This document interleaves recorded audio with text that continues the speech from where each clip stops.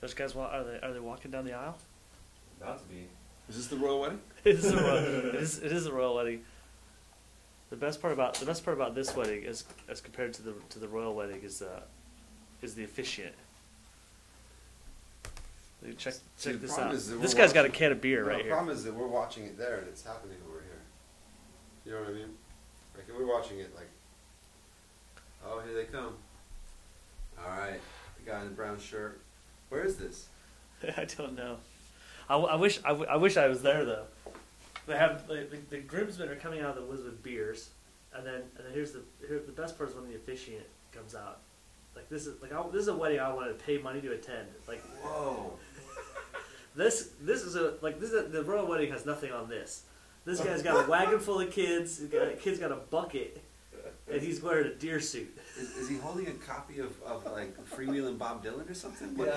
What is that? I don't know, but look at the they have I don't know if it's a chuppah or if it's an altar or what is the I don't know trellis? I don't even know. Like the girl with the DS chilling in the front row. Oh yeah, she's is she taking photos of that DS or is she playing like Super Monkey Ball? Yeah, she's probably making a video. And the official colors for the groomsmen is camo. Mm-hmm. What is he dressed as exactly? He's a deer. He's a deer.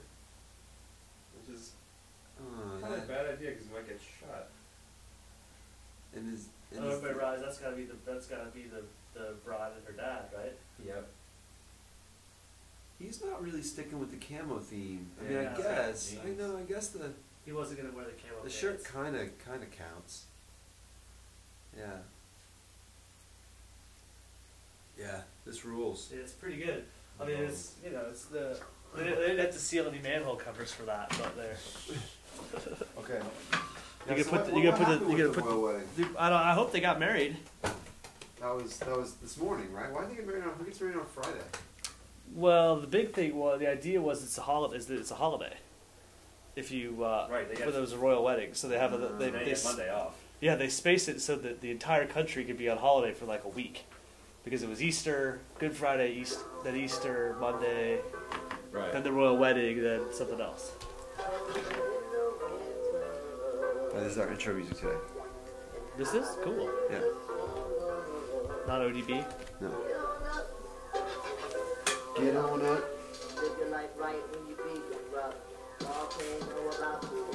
Well, we should.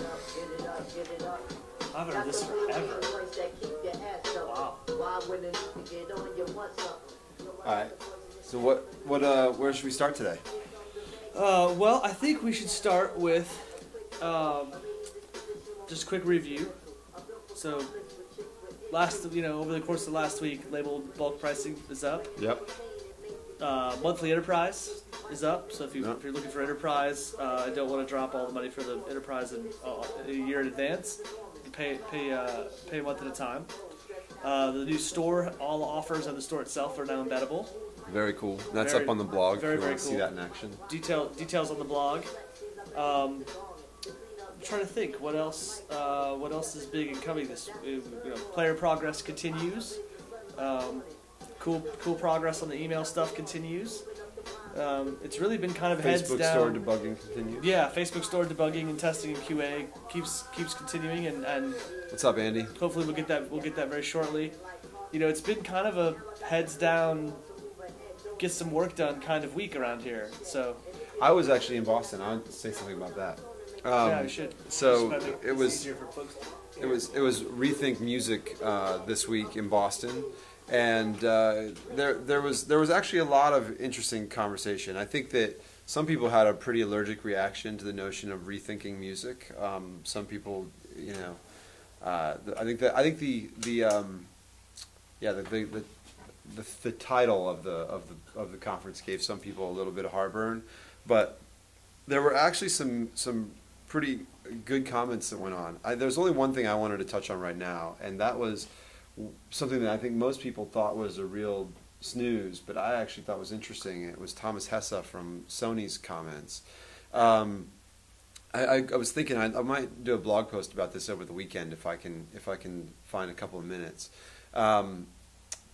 Here's the thing, if you look at the macro environment right now, something really interesting is happening right this minute, and you could really hear it in what Thomas Hesse, who runs digital globally for Sony, was saying. Lior was there, Lior Cohen from Warner Music Group, and he talked about artist development and all of these things that are certainly important, but he didn't talk specifically about here are the trends in digital music. But Thomas Hesse, when he spoke, you could hear their strategy in what he was saying very specifically. You could both hear what people were selling him and what he was buying. And so I feel like it's starting to crystallize, and we are going to see what the future of digital music actually looks like, at least for the next 5 or so years. Let's put it this way: we know that we're not going to connect a little device to our computers and transfer files across a wire, right? That's for sure not going to happen. And then people talk about, Spotify and Amazon and Google and iTunes and whatever. Well, Thomas put it in really simple terms. He said, I think we are going to have both a subscription service and a buy a track and store it in a locker service. So I think it's important, if you want to look about what the future of music is going to look like, I think we are going to have both of those services, and we actually know the companies that are going to power them. Mm-hmm. We're going to have music rental services, which are going to be Spotify, Mog, RDO, Rhapsody. Am I forgetting anybody? Groove Shark, maybe. Groove Shark, maybe. Yeah. Okay. I think those are the entrants. I apologize if I'm forgetting someone, but those are the ones that come to mind, and it's unlikely we're going to see a rush of new entrants, right? So is it Thumbplay? Thumbplay? Okay. I've not really. I know the name, but I don't really know how they distinguish that. I mean, it's mobile. It's the mobile version. Okay. And Thomas said something else. He said a subscription service powered by social networking. So I think you can just make Bob come a little more this way. Or I can just move my chair. Yeah. So I think that he's specifically referring to. This is me. You think he's talking about Ping? No, I think he's talking about Spotify plus Facebook. I think that. Oh, come on. I think Spotify plus inferring from what Thomas was saying, I'm guessing Spotify plus Facebook is real. Sony has signed the Spotify deal. EMI has signed the Spotify deal. Warner and Universal Music Group have not. I can tell you that works just practically, because I have a Spotify account, and every time I forget and I let it post to my Facebook wall, I get a bunch of comments from people saying, "How'd you get a Spotify account? What is this? What Yeah. Like people notice it. Like it definitely is I don't know if it's by design, but there's going to be some kind of advantage to that, and an interesting sort of effect of Spotify finally being in the U.S. and having it sort of leaked out and limited access. What we should all hope is that they haven't missed their moment in time when Spotify... When it finally gets done. Yes, when they finally get there. Exactly. So there's a whole different conversation around, why they haven't, licensed, why Warner... Warner probably isn't licensing Spotify because they're in the middle of selling their company. Yes. And Universal... And let's be honest, whoever's the last player into that deal has the most leverage and would... Yeah. The rumor is that it's sitting at Universal and not getting signed, because Warner hasn't signed it, and Warner's not signing it because of their sale. So I don't know that it matters. I think it'll happen eventually. Hopefully it happens at some point. And look, even if it doesn't, we've already got, RDO, Mog, Rhapsody, like subscription music is going to be real. But the other interesting side of it is he talked about a locker service, and he said specifically a licensed locker service, which is a subtle dig at Amazon, who has launched an unlicensed locker service, which is probably well within their legal rights, and the major labels will reserve their rights because they're negotiating with Google and Apple on what those deals are. But the Amazon has made it clear that they feel the service that they have works without needing licenses.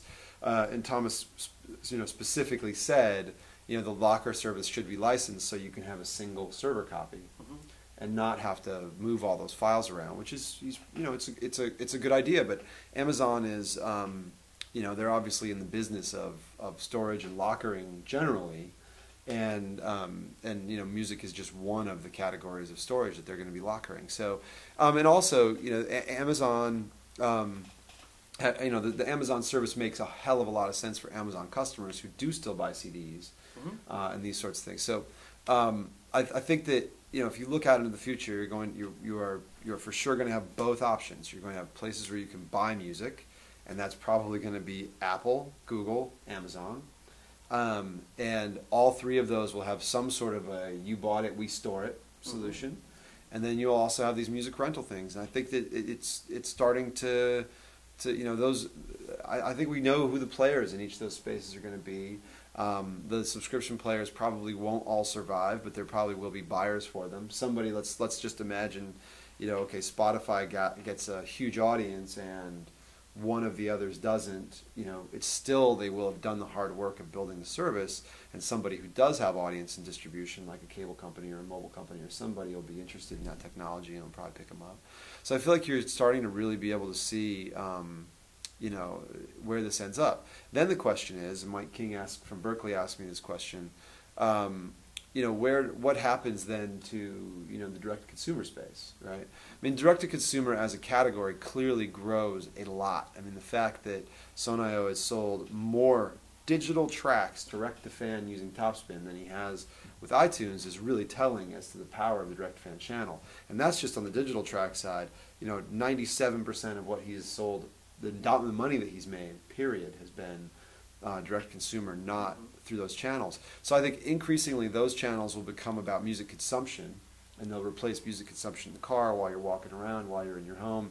And what I think we will get to is a point where those services actually allow all of us to plug in more closely, so that if you are interested in someone and you do like them, whatever the hell that means in the future, that you can have a deeper relationship with them, and that's where companies like ours will end up playing.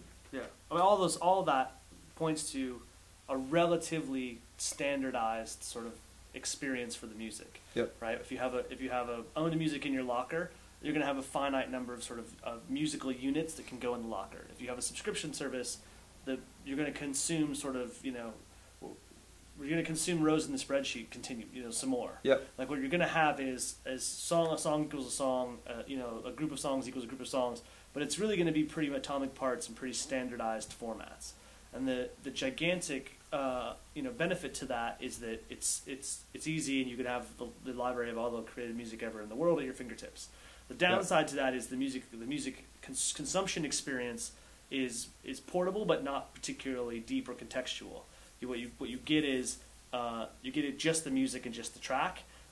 Where the big opportunity lies, and what is great for direct to consumer is those services are great for discovery. Those services are not great for, I love Bob Dylan, I love the Buzzcocks, I love Wire, I love Built to Spill. Let me go deeper with that artist and get connected into that artist directly. So what is interesting about the way the direct to consumer space will likely emerge there is all of those will be discovery points to move you up and closer to the artist. Yes. I'm going to discover in Rhapsody, oh, wow, I really like this song. This is really cool. What is this artist? And that discovery now give me a path out to exactly, and that discovery is going to, I think it's going to be a great thing that discovery is going to be tied to social networks. So I think you'll have more and broader discovery than ever, and then exactly, there's a path up, which is building a real connection with the artist. So hopefully, if you think about that funnel, awareness at the top, then connection and communication, and then commerce at the bottom, hopefully those services become excellent.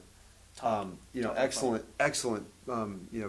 ways to build awareness and for people to just decide, am I interested?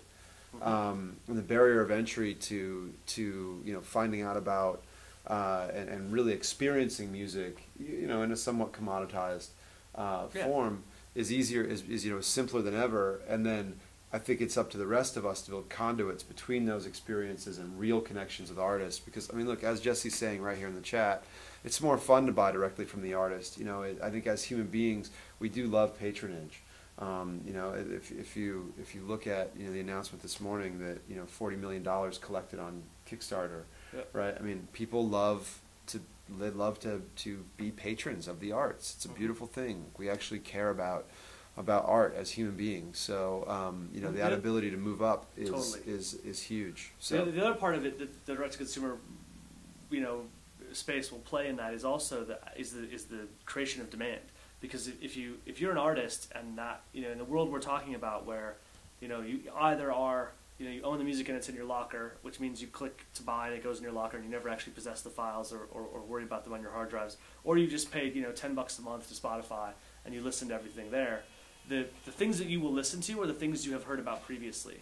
For the most part, like their recommendation engines will help, and there will definitely be some discovery happening by auto playlists and sort of Genius style functions or Pandora style radio functions.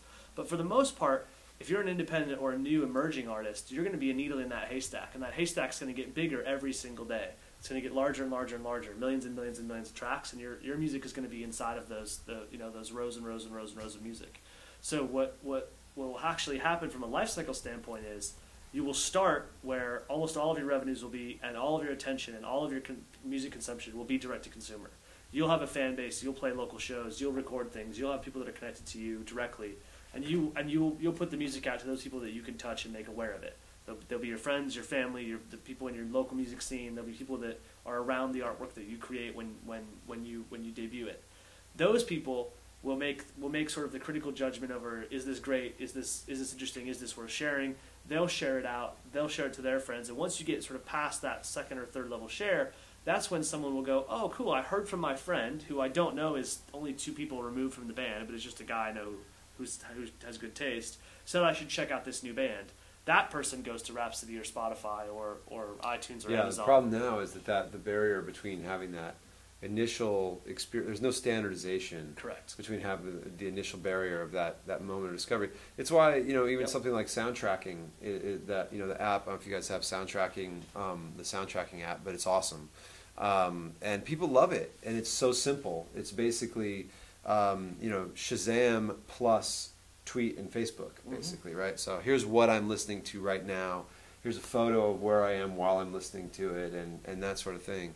But there still isn't the end of that. You're still clicking into a 30-second sample. Yeah, I haven't had the guts yet to do that while the plane takes off. Right. Because I'll confess, like I have a habit of I am a blatant flagrant violator of the please turn off all your devices. As you should be. Bullshit before you take off on a plane. Yeah. So I put it in airplane mode. I put the headphones on, and I with this game I play with myself, and I just haven't had the guts to soundtrack it while the plane's taking off yet, which would mean staying out of airplane mode.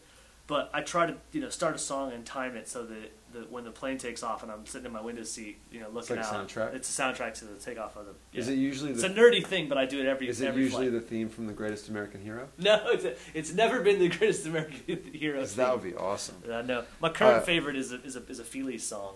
The second track on The Good Earth has a nice slow build, and then it has a big guitar. Anyway. Anybody have any questions? So what's up, Derek Allen? Sorry I didn't see you when I was in Vegas. Yeah, well, we will definitely archive these, and you can look at all of them. Chandler likes the Feelies. Any questions for us today? Yeah, let's put the question. Let's go to questions. App usage, music stuff we were talking about. I would say one thing I saw just looking at the Rethink Music tweets and stuff on Billboard was the Lear Cohen, like, you're going to have to release less artists, focus more on the things you release, make everything work. Like, yep. And I still, to this day, you know my opinion on this, but I still to this day want someone to say, release more music, sign more artists, put more things out, like, spend less, do deals that are really benign, that are limited time or scope, and rather than try to pick hits and invest heavily in them and work them like crazy, build a real artist development system where you sign 100 bands a year and you do a really simple thing with them, and the 5 bands out of that 100 that have some traction that people like, that decide to work hard, really have smart management, then you have a second level and you invest a little more in them, and then you invest a little more. Like, I get why that's hard, and why established labels can't do that given their cost structures and their quarterly earnings report requirements. But some label out there somewhere, I would love to at least see it attempted, because I personally believe that if you spend appropriately, you could do a lot more, and you can mitigate the risk of picking hits in a much different and more effective way. Yeah, I mean, I think in a way though the two models are not incompatible with each other, because another thing that Lior said was, if you're dependent on hits, you're dead. Period. And so what he's saying is, effectively, you do need to spend less and be able to make less. And then if you follow the sort of Clayton Christensen patient for growth, impatient for profit, if you find that model, then you could scale that model. Right? So if they really, I think the first thing they have to do culturally is they have to get their arms around all the rights, and they have to build because it's the only way you can make money. Yeah. At this point, I mean, you at least have to own the publishing as well as the recorded music at the very least. But let's say that they build a decent and efficient business that can monetize the entirety of what an artist does, and can be a little more patient. I mean, I think that what Lior was saying about not wanting to be looking at it will give them the ability to be more patient if they're involved in more of the streams, right? Because it's not like, oh, this band hasn't. You're not looking at a band saying, oh, that's the band that hasn't recouped, right? If they've got if they're selling T-shirts, they might be right. Then you're happy, right? No, yeah. My point of it was though, on the A&R side. No, I get it. But my point is, if they can do that, and then they can make that model work, then they could scale the number of artists. Yes. Right. If the ROI is positive, True. then you can scale it. That's so true. they've got to do two things first. They've got to get out of a hit-driven model, and they have to build competency in in all of the facets of the artist's life that they want to be a part of. I think that if they can do that, then the thing you're talking about is not impossible, right? Then it's okay. Well, how many of these can we do? Yeah. I mean, look, if your investment is returning, you do as many investments like it as you can, right? Yeah. I mean, I don't mean when I say stuff like that, I don't mean that I would expect Warner's or someone like that to do it. Like my thinking would be that someone like Beggars or somebody in the Beggars group could do that, where you say, look, where somewhere if you look at where A&R has done the best right now, it's clearly inside of the Beggars group. Like, those labels do an incredible job of how do you find tune yards? Yeah. Like, who's the guy who found tune yards, right? That was amazing and incredible and really marketable and just great. So the question is, if you've got people who are doing that, empower them to with a deal where it's like, okay, here's an EP, here's the website, here's the distribution, here's the giveaway. It's it's this much time. It's the rights are limited to this piece, and we're gonna at this end of it we're gonna decide, and we're gonna either get together and do business, or we're gonna walk away. So it's a modern development or demo deal. Yeah, that's a right. modern and benign demo and deal. I totally think you're right. There's something in between the sort of MySpace world and current labels. But all right, we actually have some questions now. Anyway, enough of us. We can do this later. So in terms of development in the coming week. I mean, when are those streaming players going to hit? Streaming players will come out not Monday, but the Monday after. Okay, and ditto probably. We're still debating or debugging the Facebook store, so that won't come out on Monday. But we'll start to have a release candidate next week, then if the bugs. If the bugs are out, we have some intermittent issues with the Facebook API that we want to be sure worked out before we release that. Yeah, the worst kind of bug possible is the one that happens every third or fifth time. And that's what we have going with that. Yep. Musformation asks, I have a request from a blog to be able to disable sharing or embedding for exclusive placement with the Connect for Media widget. On the C4M, you cannot disable embedding currently. In its current setup. No. You can on an E4M. You can on E4M, yeah, but not on. But not on a C4M. Is it possible to have an email blast set up weekly based on RSS for my blog? Oh, so you want to have RSS on your blog feed into a weekly email? It's not a feature that we have, but FeedBurner does it. Yep. I would. You got to have a separate. You'd have to have a separate list that's the FeedBurner list for that, so that's probably not optimal. To be honest, I wouldn't recommend it, because I wouldn't recommend just sort of blasting out that list. I would actually recommend more the FeedBurner approach, because those are people who have specifically signed up for your Yeah. blog. That's a kind of communication that would be you'd want them to opt into that specific email blast. Right. Not all email you'd want blasts. to exactly. Yeah. You'd want to say, if you'd like to get my weekly blog blast email, Yep. and that would probably be worth using FeedBurner for. I probably wouldn't blast it out to everybody. Or what I would do is I would actually do it newsletter style, where you kind of write it up into an email that's, got a template on it and it's nice to read and etc. I mean, even for Topspin, Bob and Jason decided to not go with a weekly blast, but to do, every other week, When we have important cool stuff. when we have important cool stuff, Yep. we'll send out emails, because just generally speaking, less emails makes the emails you do send more powerful. What's up, Taylor? Let's see. Matinee says they use MailChimp to do the RSS blast. Yeah, that's a pretty good use of that, actually, because there's an opt-in for that particular send rather than for the list in general. Yep. But it really is the right way to do that.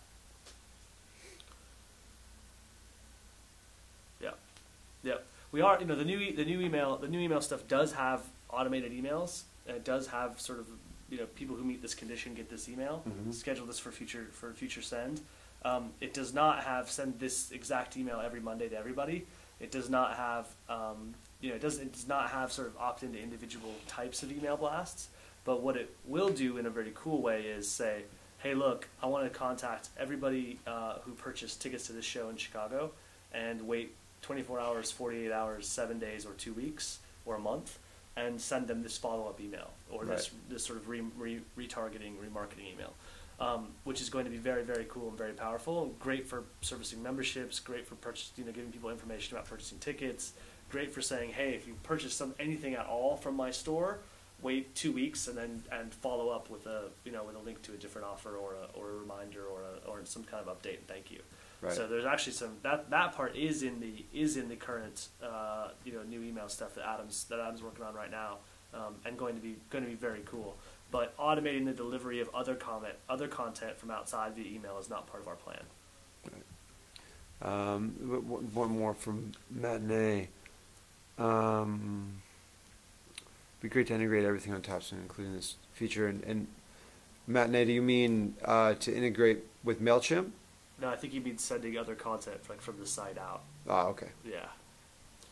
Okay, Beretta, great question. Creating a T-shirt and would like to donate a portion of it to a certain cause. Does Topspin have the ability to do this for a physical shirt for sale at the merch booth?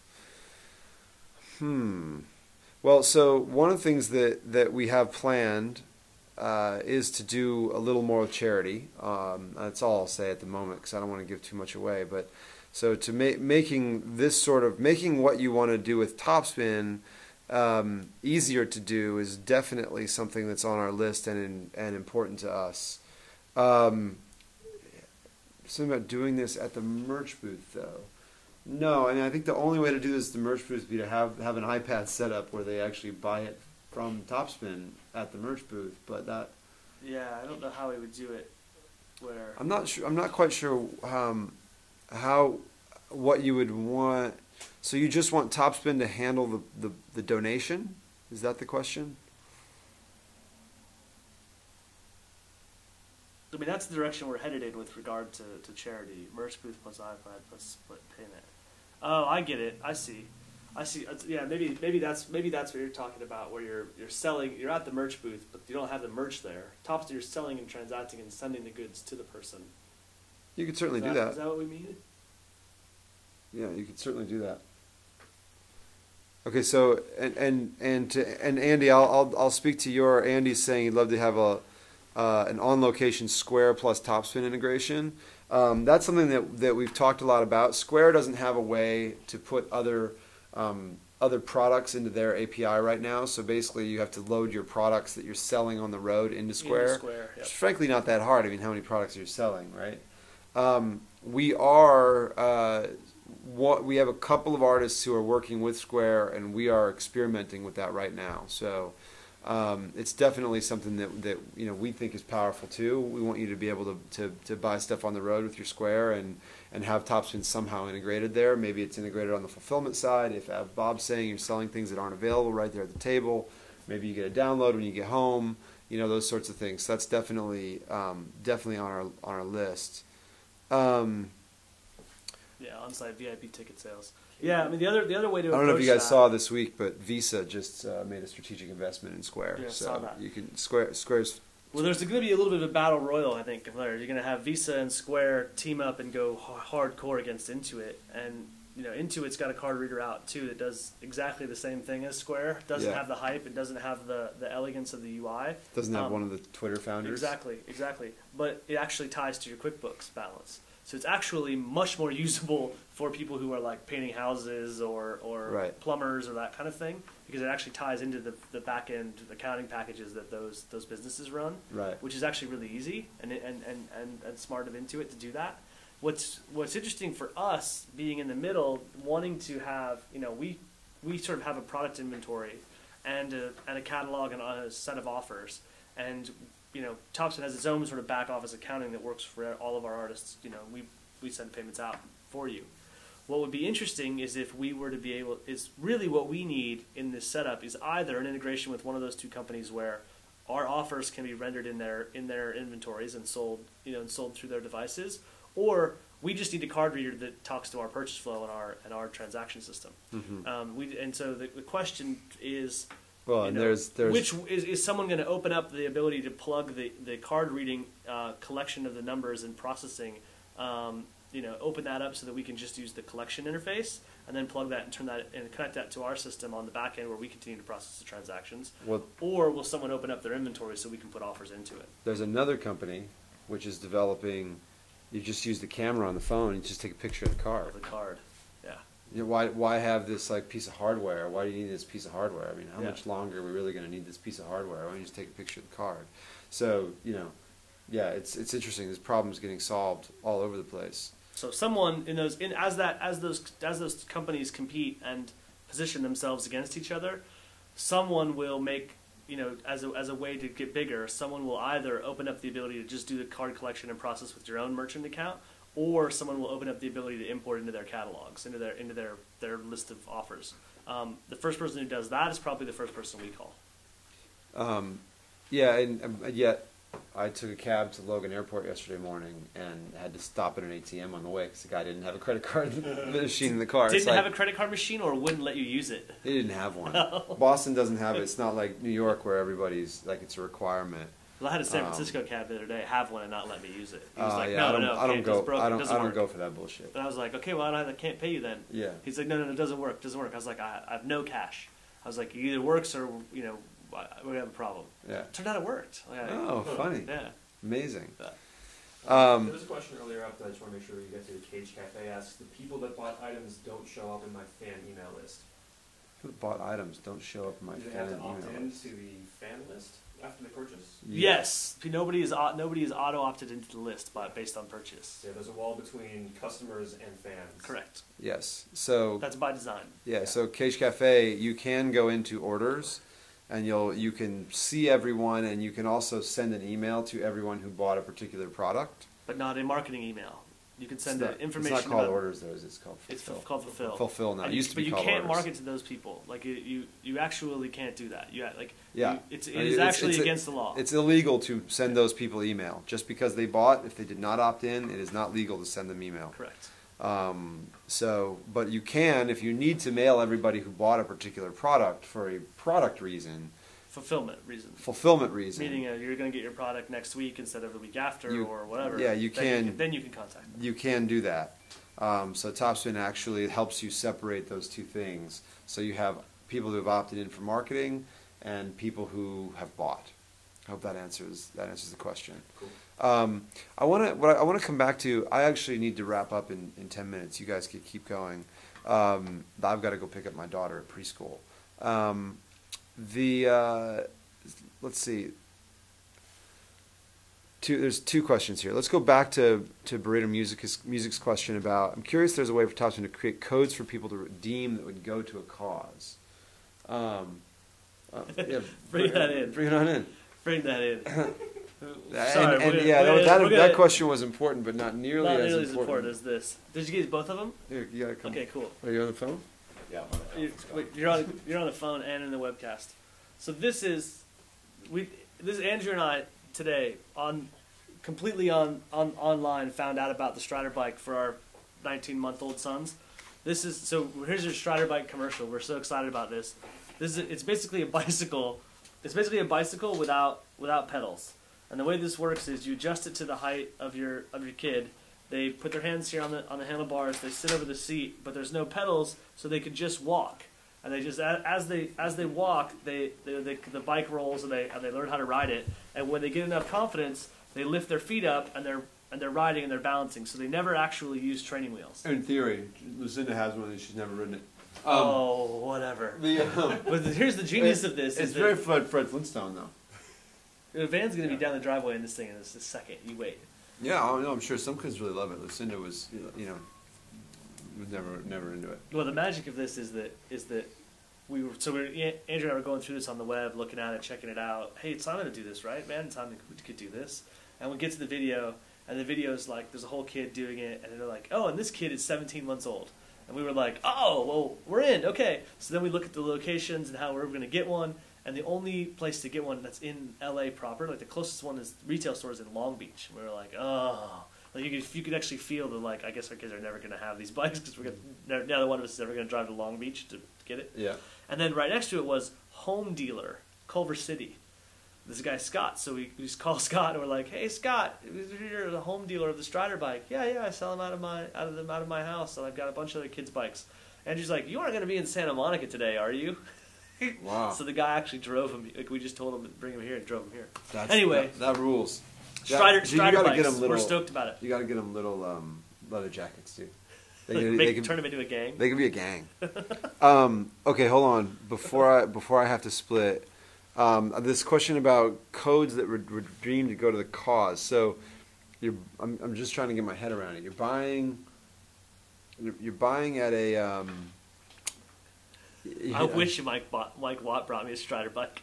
I buy a Strider bike like every week if Mike Watt showed up. So you're buying let's say you're buying either from the site or at the merch stand. Uh-huh. But then you redeem the code. I don't know. I mean, then still the sale. It's up to you where that money goes. The code is by definition dollar free. So I'm sorry, I'm not sure. They're gonna explain. Yeah, that'll be good. In the meantime, we'll answer another question. Okay. All right, so someone asked, can we get an update on the potential roadmap for the app in the coming weeks and months? So here's the thing. We have the Q2 roadmap 100% locked down. I don't want to give away what all of it is for competitive reasons. Yeah. I mean, look, you could be at a competitor right now trying to figure out what it is we're doing, and I'm not going to give you all of that information. There's at least one competitor watching for sure, guaranteed right now. Yeah, so what can we say? Because we do actually know the answer to this question. Yeah, here's the reality, guys. Like this is the webcast is the roadmap. We on the disappointing side, answering this question, we're not going to publish dates. When we know things are hard and real, we'll tell you. Those players are going to ship not Monday but the Monday after. That's real. When we know when something is going to ship, we'll tell you. The reality is sometimes we know when something is going to ship and it doesn't. Because software is, building software at scale that works for lots of people is not as easy as you want it to be, or as we want it to be, or wish it was, and you want to ship things that work and try to fix them quickly if they don't. So what we can do is say, look, by the end of the second quarter, we're going to have a brand new email system. I'm going to tell you about features all the time that are built inside of it, but I'm not going to be able to demo all of it and show it to you until we ship it. We're definitely going to have some much improved data and analytics across the app. Mm-hmm. Some of that is still emerging. Some of it's we don't want to talk about because we think it's really cool and we're excited. And some of it's very practical and basic, like making sure accurate downloads and play counts and view and impression counts are up to date and accurate across the app. We're also going to have some interesting changes to the way we deal with currency. Again, I don't want to say too much about that because some of it's on the operating table and in the middle of surgery right now and could change, but also because some of that is very, very, very cool. So the best way for us to sort of exchange information about the roadmaps and coming features and that sort of thing is ask us direct questions in the webcast, send emails or Twitter messages to us, at ENCR, at Bob Moz, Bob at topspinmedia.com, Ian at topspinmedia.com, and we'll answer this and we'll try to, hopefully it's you guys get that we're doing our best to answer these as directly as we possibly can. But things change, things break. Sometimes we design something and want it to work one way and it doesn't. Sometimes we have something that we don't want to tell everybody about ahead of time. So, asking specific questions is always better than saying, please tell us the roadmap for the next 3 or 4 weeks. What they're saying is that we used to share the roadmap, and we'll share the roadmap to the same degree that we always have. Yeah. We just have, we've always shared it selectively. Yeah. When we published the roadmap, it was the same thing I'm doing now. It was all the things that we'd be confident about talking about. Yeah. No, I get where you're coming from, because Tim used to put out little, like, here's what we're working on right now things, and that's what they're referring to. All right, well, maybe we'll do a blog post or something that's like, here's a list of what we're working on, so you can see it sort of written out. Yeah, there's some stuff we're working on this quarter, which is really, really, really cool. It's also, we're in a different phase of the business at this point, where, before what we were working on was, fulfillment, inventory, stuff like that. Now we're working on some serious forward-looking, marketing features, and we want to be sure we talk about those at the right time. So the question was So are you understanding it? I'm starting to. It seems like they're asking that they want to sell a shirt, donate a portion of sales to that cause, and also hang a tag on the shirt that they redeem for a download. Sure. I would say yes, and those two things are different. So first of all, one of the things we do want to do is to make this easier, like I said before, because the accounting on this is still not going to be all that clean. For example, a true donation does not need to have sales tax, but in our system today it would. So being able to exclude, and treat that portion specifically financially, I think would be a great thing that Topspin should do, and something that's on our list somewhere. To Dacia's point, what's up, Dacia? What you want to do here is, you can either take all the money and then write the check yourself, or you could use the split payment feature in the app to siphon off those proceeds and have that person as a payee. I don't know that you need to, but you certainly could. But to me, I see the redemptions as completely separate, right? You can do the redemptions regardless of where the money goes. Just build a redemption widget, get some codes, print the tags, export the codes of CSV, print the codes on the tags, and you're done. Yeah, so I think you can do all the things that you're asking for, and you can do them all today.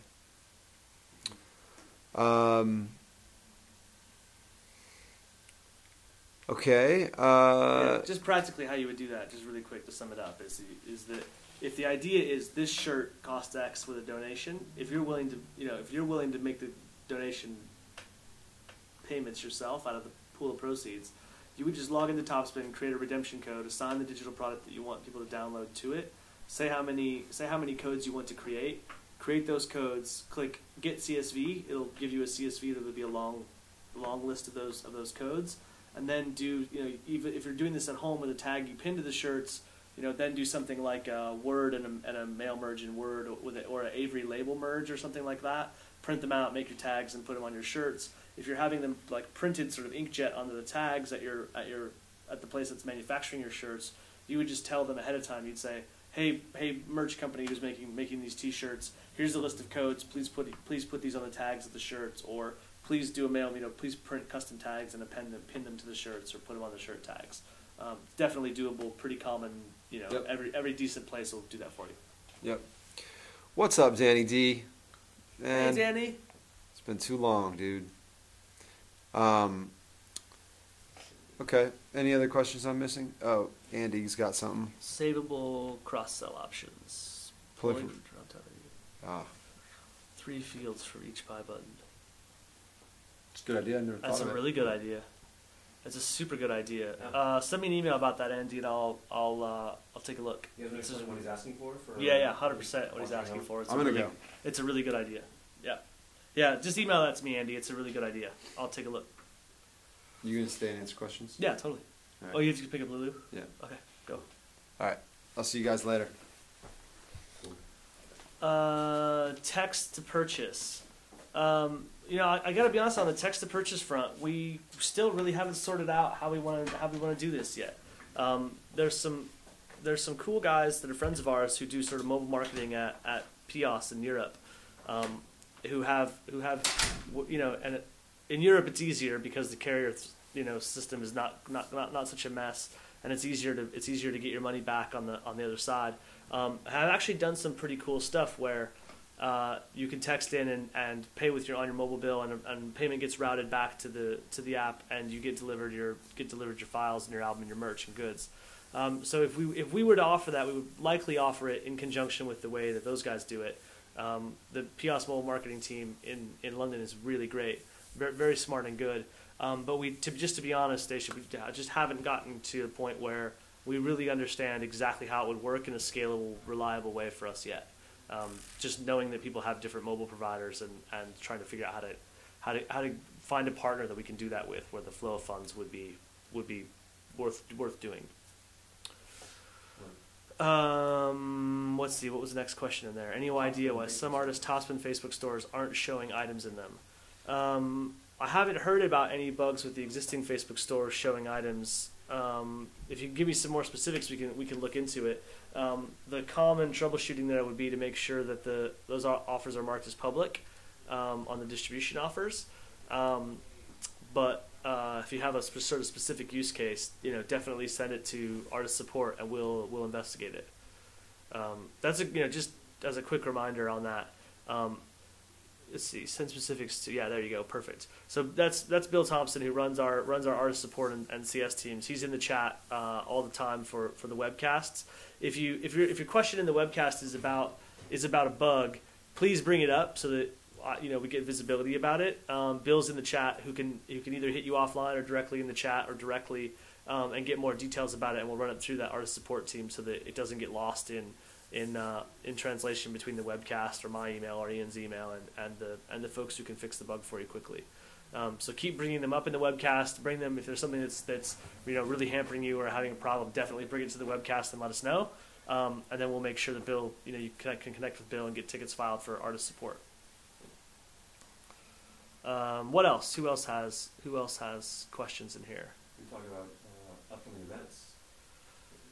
Oh yeah, let's put them up on the screen. Do we have like a way we can show them to folks so they can see it? Check that out. There's this Japan Earthquake Benefit Concert that is co-sponsored by Topspin and Music Connection and Digital LA and Music Business Registry and a whole bunch of other companies. It is in Los Angeles tomorrow, April 30th, at the Cabana Club in Hollywood. $10 at the door, 21 and up, and proceeds go to the Red Cross for Japan earthquake relief. Ah, cool. So if you're in LA, check that out. All right. What else we got? And I believe it's next week. Next week is NARM, right? Oh yeah. Yeah, we got a couple of Topspin people, myself included. That's right. Showing up at NARM. Andrew Maines and I are both going to be speaking during separate portions of a panel on Wednesday from 3 to 5 p.m. I'll be on the portion called about marketing fundamentals. So let's say product managers get naked. It does. That's the name of the title. Yeah, that's hilarious. And Andrew will be talking about. Let's see, where did he go? What gets measured gets managed. So if you're at NARM next Wednesday from 3 to 5, check it out. Yeah, and then I'm on the thing on the Tuesday morning. My NARM thing is Tuesday morning with it'll be an interesting panel. It's the music business crash course. I don't know if you guys are in LA or planning on attending NARM. They've actually put together a really interesting program. The Tuesday morning thing that I'm on is a music business crash course about online sales and marketing, and my co-panelists are Phil from Nimbit and just now I'm spacing. It's moderated by Rich Bingloff from A2IM, which is a great organization. It's a really good panel of people with direct-to-fan solutions, being honest and comparing them back and forth. So I don't know if there's going to be a webcast link or live link, but I'll definitely sort of do a little write-up for you and get some feedback from it to distribute it out to you guys. Another question pop in there? Someone has a question about single-track players. Single-track players. Images aren't showing. Okay, that's worth digging into. I gotta be honest with you guys. I can't wait for us to get those new players out because they're 1,000 times better than the players that are in the app now. It really is. It has taken us longer than we have wanted, and really been a much longer slog than we expected it to be. But we didn't. The reason for that has been that we really didn't back off our goal of this. The players should be HTML5 when they need to be HTML5, and they should be Flash when they need to be Flash. So that they still play great in people's Facebook news feeds. They're still really portable, embeddable on blogs. Look great on your iPhone and your iPad. So we've really sort of tried to have our cake and eat it too with the players, and we've fixed it. We're on track. We've got a great design. We've got a much better looking UI for them coming. I don't know if you guys have seen the blog post that Greg Gipp, our new developer who's building that stuff, put together for you. But it really has been, just being honest and sort of confessional about it. It really has been a serious painful process. If we really wanted to get them out quicker and have them be better for you. So nobody wants those to come out quicker than I do, so I can stop talking about them. But if you're having a problem when you're hitting the Flash player versus the HTML5, file it up and let us know. We'll investigate and take a look. But just rest assured, in less than 2 weeks, all of the players as you know them go away and get replaced with the new players. So worst case scenario, that bug's only got a week to live. Anything else? We've got about 8 minutes here. We can wrap up early if we want to wrap up early. We can talk about something different. We can watch more redneck wedding footage. I don't know if we need to watch any more wedding footage. Did anybody watch the royal wedding? I'm assuming they got married. But yeah, she said I do. Did anybody watch? I don't know. Bob Leff sent an email about it in the middle of the night. He's like, I can't believe I'm watching this, but I'm watching it. He got up to watch it? Yeah. Wow, that's impressive. I don't know anybody personally who watched it. The Yeah, funniest thing. Well, it started at like 2 a.m, didn't it? Yeah, it did. Stall for a second while I pull up a photo. I'll show you the best thing about the royal wedding. Bill says he was up at 3 a.m. Wow. Yeah, but you weren't up at 3 a.m. because you were watching the royal wedding, Bill. Let's be honest. Be honest about why you were up at 3 a.m. This photo is hilarious. You gonna put it on the screen yeah, for everybody? I will when I find it. I'm gonna look it up.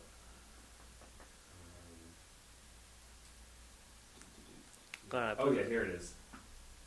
Hang on, this is worth it. So is it a royal wedding photo? It's a royal wedding photo. But the best part is this girl down here, who is just not having any of it. Can you see? Let me see if I can zoom in. I haven't seen this. You see down in the little. Oh wait, you can see like a grumpy little kid. Yeah, she's got this grumpy face on, and her hands. All right, see you next week, Matinee. Thanks for the questions. Keep them coming, please. And she's just like, when can I get out of here? Right as they're like kissing and saying I do. Classic. Yeah. Classic. Now, weddings suck if you're a little kid. I remember being a little kid going to weddings, and it was like the worst thing ever. You have to wear uncomfortable clothes, your shoes hurt, it's boring, music's bad. What are you gonna do? So that's all I got. All right. Well, let's unless there's any more questions, rather than subject you to more yet more royal wedding commentary, I think we should probably call it good here. If ever of you have questions, Bob at topspinmedia.com, Ian at topspinmedia.com. He's IANCR, Ian CR at Ian CR on Twitter, and I'm at Bob Moss, just like it sounds. So, everybody enjoy their weekends. Try to get outside, have a little fun. We'll see you next week, and next week we might even have player demos in QA for Monday's release. So. Hey. Let's everybody have a good weekend and keep the questions coming. We'll see you next week. All right, peace. Cool. Bye, guys.